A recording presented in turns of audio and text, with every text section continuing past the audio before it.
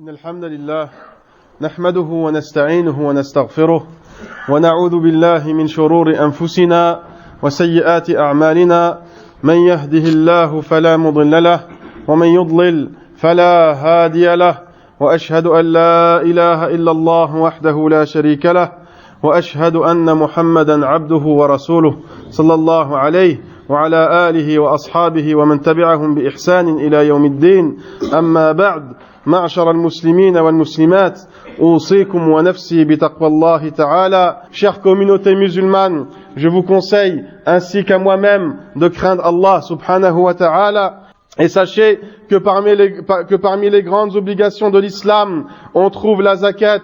La zakat, l'aumône légale, la zakat est le troisième pilier de l'islam et elle est la consoeur de la prière dans beaucoup de versets coraniques. Justement, Allah subhanahu wa ta'ala l'a mentionné avec la prière plus d'une trentaine de fois dans le Coran. Ceci nous prouve son importance et sa grande valeur en islam et auprès d'Allah. Et auprès d'Allah qui dit « Accomplissez la prière et acquittez-vous de la zakat » et inclinez-vous avec ceux qui s'inclinent. Chers frères et sœurs, le prophète sallallahu alayhi wa sallam a dit, l'islam est bâti sur 5 piliers, les 2 attestations de foi, la prière, la zakat, le pèlerinage et le jeûne de Ramadan. Et le jeûne de Ramadan, rapporté par Al-Bukhari wa Muslim. Et sachez, mes chers frères et sœurs, que Allah subhanahu wa ta'ala promet un grand châtiment et une dure punition à celui qui ne verse pas la zakat, à celui qui ne verse pas sa zakat ou néglige ce pilier. Allah subhanahu wa ta'ala dit en ces sens, ceux qui épargnent l'or et l'argent et n'en font point dépense sur le chemin d'Allah, annonce-leur un douloureux châtiment, annonce-leur un douloureux châtiment, le jour où l'or et l'argent portés au rouge dans le feu de Géhenne leur brûleront le front, les flancs et le dos. Voilà ce que vous avez épargné pour vous-même. Voilà ce que vous avez épargné pour vous-même. Savourez donc ce que vous épargnez. Et Allah subhanahu wa ta'ala dit aussi que ceux qui gardent avec avarice ce qu'Allah subhanahu wa ta'ala, ce qu'Allah leur donne par sa grâce, ne compte point cela comme bon pour eux. Au jour de la résurrection, on leur attachera autour du cou ce qu'ils ont gardé avec avarice, et c'est un mal pour eux. C'est Allah qui détient l'héritage des cieux et de la terre, et Allah est parfaitement connaisseur de ce que vous faites. Et Allah est parfaitement connaisseur de ce que vous faites. Craignez donc Allah subhanahu wa ta'ala concernant la zakat, et sachez qu'elle est obligatoire pour tout musulman et musulmane, selon les conditions que l'on va citer, Inch'Allah. Chère communauté musulmane, ce qui suit est important, donc soyez attentifs. On compte parmi les catégories de biens pour lesquels la zakat est obligatoire, l'or et l'argent. L'or et l'argent et ses substituants dont fait partie la monnaie et les billets de banque. Et les billets de banque que tout le monde utilise aujourd'hui. Donc que cette monnaie s'appelle dirham, dinar, euro, junei ou franc CFA, tout cela rentre dedans. Tout cela rentre dedans. Après avoir su cela, mon cher frère et ma chère sœur, sache que la zakat de ton argent est obligatoire que sous conditions, parmi lesquelles l'atteinte du seuil requis. L'atteinte du seuil requis et l'écoulement d'une année complète. Donc, pour sortir ta zakat, il faut absolument que le seuil soit atteint, c'est-à-dire une certaine somme d'argent. Donc, sache donc que le seuil est atteint lorsque ton argent comptabilise soit la valeur de 85 grammes d'or, soit la valeur de 85 grammes d'or, ou soit la valeur de 595 grammes d'argent, ou soit la valeur de 595 grammes d'argent, qui est aujourd'hui le plus bas seuil. Donc, ce qu'on regarde, c'est plutôt 595 grammes d'argent, combien il coûte à ce jour, et si ta somme atteint cette somme-là, alors tu dois sortir la zakat. Donc, il te suffit de connaître le prix du gramme d'argent et de le multiplier par 595, et tu auras le seuil qui rend obligatoire la zakat. Si cette somme ou plus est possédée pendant une année, de là tu prendras 2,5% de cette somme. 2,5% de cette somme, et ce sera la zakat.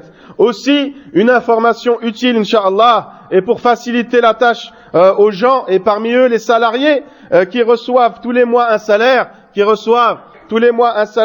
le plus simple pour cette personne est de choisir un mois de l'hégire. Par exemple, Ramadan,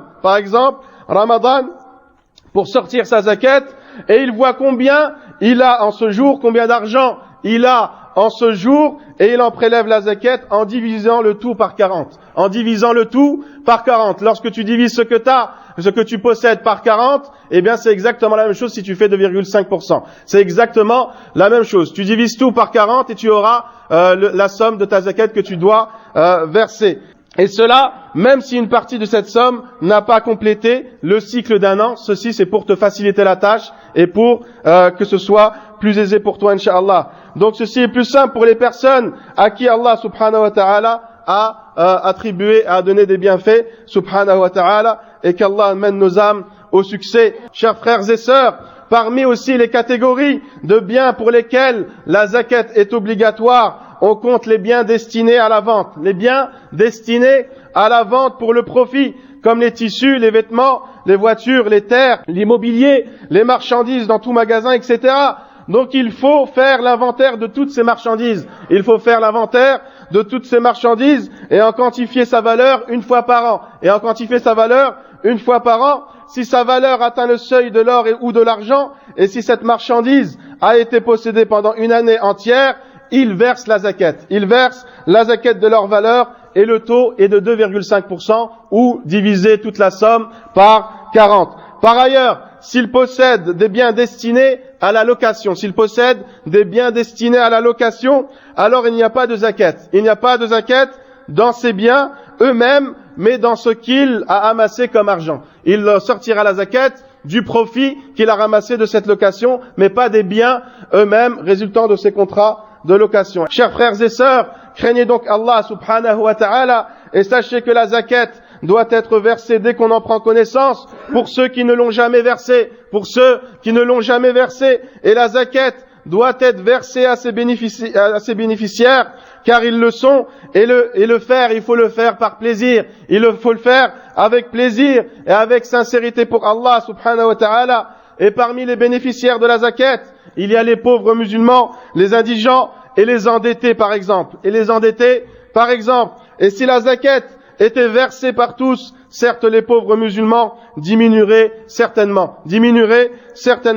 Donc le meilleur est de donner la zakat aux pauvres dans son pays. Il faut savoir que le meilleur est de donner la zakat dans son pays, et il est autorisé de l'envoyer dans un autre pays s'il y a en cela un intérêt. أقول قولي هذا واستغفر الله لي ولكم ولسائر المسلمين فاستغفروه إنه هو الغفور الرحيم.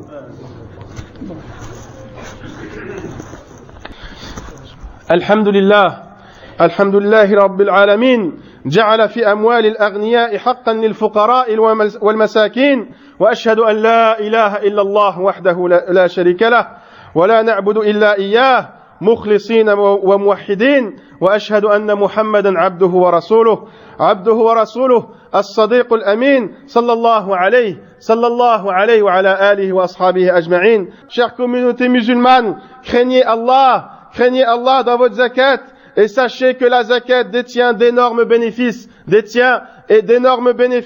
parmi les plus importants. Premièrement, le fait que ce geste est en fait un remerciement d'Allah, une gratitude envers Allah subhanahu wa ta'ala, et c'est une soumission à son ordre, et par cet acte, tu récolteras ce qu'Allah a promis aux bienfaisants, Aussi, deuxièmement, cet acte est une entraide et une solidarité des riches envers les pauvres. C'est une solidarité et une entraide des riches envers les pauvres. Les riches viennent en aide aux pauvres pour subvenir à leurs besoins et les soulager. Aussi, troisièmement, verser la zakat, c'est comme purifier son âme de l'avarice, la radinerie et des comportements mauvais et des mauvais comportements, et place la personne parmi les bienfaisantes qu'Allah aime et que les gens aiment. Quatrièmement, la zakat permet de fructifier ton argent et tes biens, et par là, tes biens sont bénis par Allah. Subhanahu wa ta'ala. Tout ce que vous dépensez, Allah le remplace tout ce que vous dépensez en bien, Allah le remplace, et c'est lui le meilleur des donateurs. Et c'est lui le meilleur des donateurs. Aussi, ne pas verser la zakat, mes chers frères et sœurs, en plus d'être un très grand péché,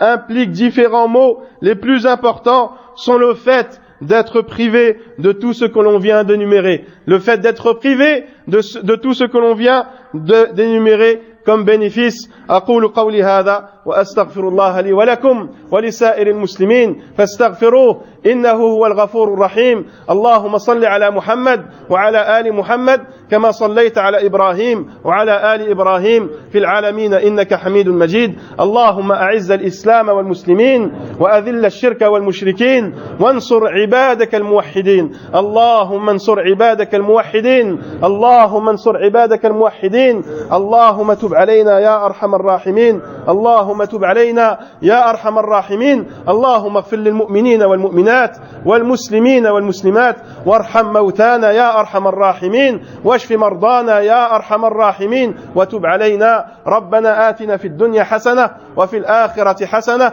وقنا عذاب النار. إن الله يأمر بالعدل والإحسان وإيتاء ذي القربى وينهى عن الفحشاء والمنكر والبغي يعظكم لعلكم تذكرون. فاذكروا الله الجليل العظيم يذكركم واشكروه على نعمه يزدكم ولذكر الله أكبر والله يعلم ما تصنعون.